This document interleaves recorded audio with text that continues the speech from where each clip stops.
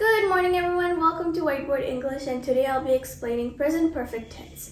Present perfect tense is a tense that is used to describe an action or a situation that has started in the past and it has continued up to the present or ended a little bit in the past, but the effect of the action is still in the present.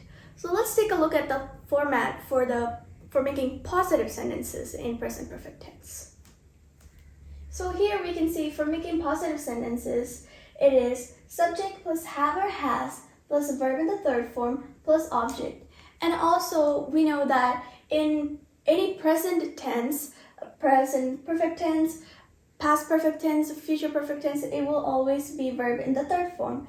Also, let's take a look at some examples that have been formulated using this format. So we can see, I have eaten lunch, you have met him before, they have written several books, we have finished the project together, he has read the book twice, she has studied for her exams, it has rained a lot this month, Manu has lived in London for 2 years. So as you can see here, with all of these, there's a subject, have or has been used there here, according to whether or not the subject is plural or singular.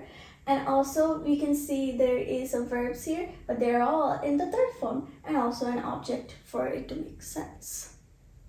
Now let's see what the sentences will look like if we turn them into negative sentences using this format.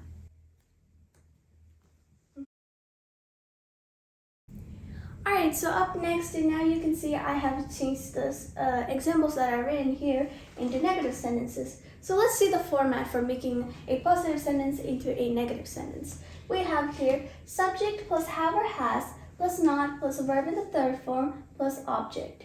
So we can see here, just as before, there's a subject at the front of all of the examples, and then we have or has according to whether or not the subject is singular or plural.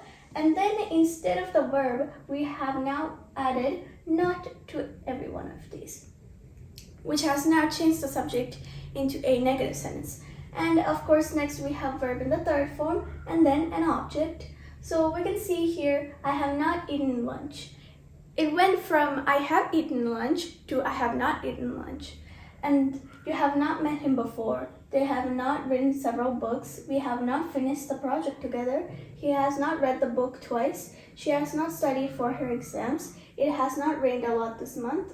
Manu has not lived in London for 2 years.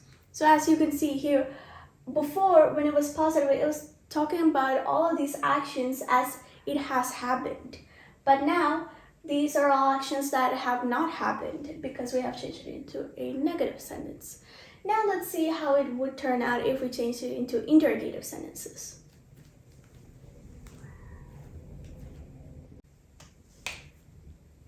So now you can see here I have changed all the examples into interrogative sentences.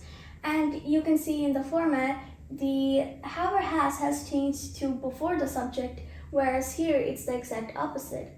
And as you can see here, the subject is now in between have or has and verb in the third form. Now it's have or has plus subject plus verb in the third form plus object plus question mark, which is the most important part for it to become a question.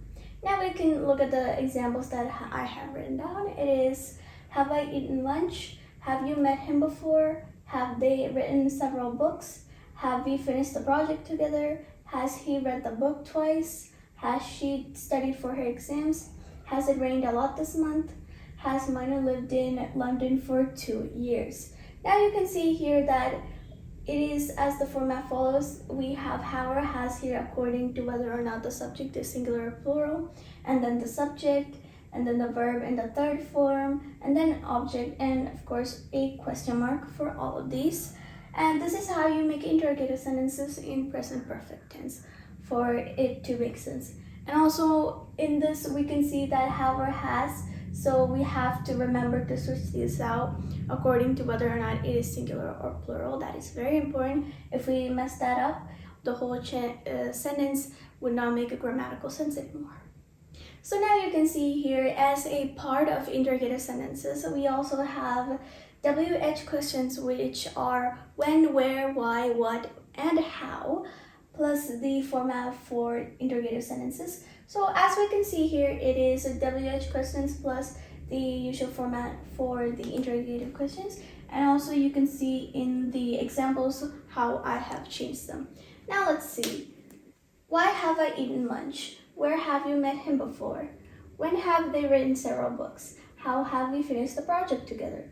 When has he read the book twice? When has she studied for her exams? Why has it rained a lot this month?